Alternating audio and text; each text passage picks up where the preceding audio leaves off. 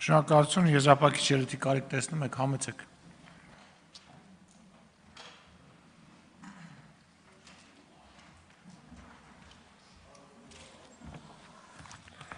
Շնորհակալություն, ճիշտն ասած, եթե պարոն Մանուկյանը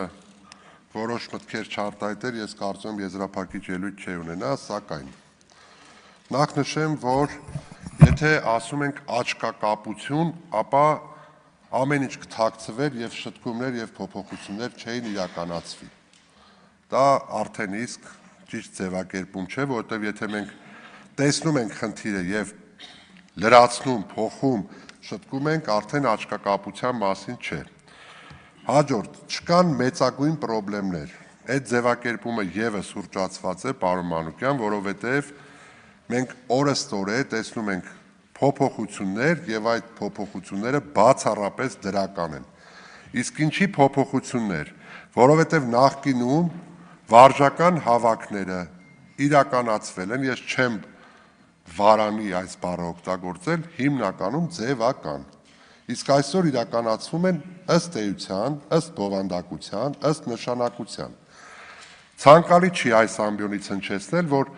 Զորքի թվականակը չի հերիքում, դրա համար վարժական հավաքներին ներկայացնում են մարդկանց նաև մարտական հերթապահության։ Այդ ամբողջը իրականացվում է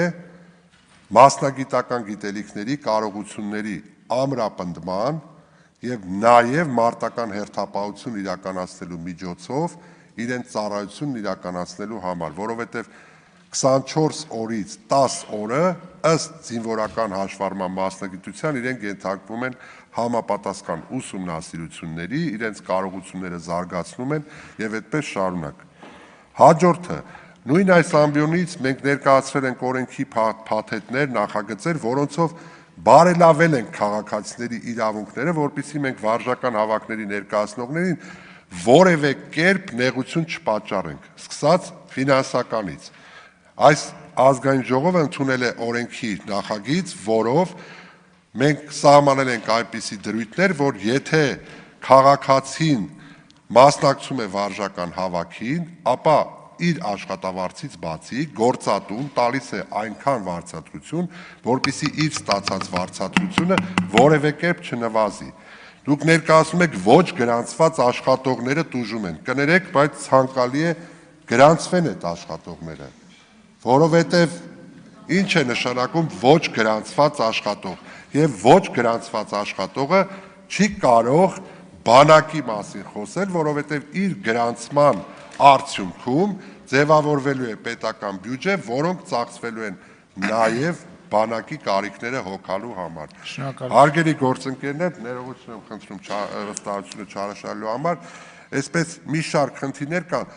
համազգեստի հետ կապված սրան էլ անդրադառնամ, պարոն Մանուկյանը իրականում հնչեցրել է, որ համազգեստի գումար են պահում, մենք ճշտել ենք, դա չի վերաբերել համազգեստին, այլ վերաբերվել է այն իրերին, որոնք հատկացվում են, իրականում եթե զինծառայողը ստանում է ջրի շիշ, չգիտեմ, այլ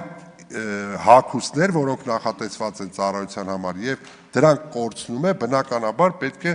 իրենից պահվեն դրանք, որովհետև անփույթ վերաբերմունք համազգեստն իրենն է, սակայն այն գույքը ավարտվել է ժամանակը շատ շնորհակալություն եմ խնդրում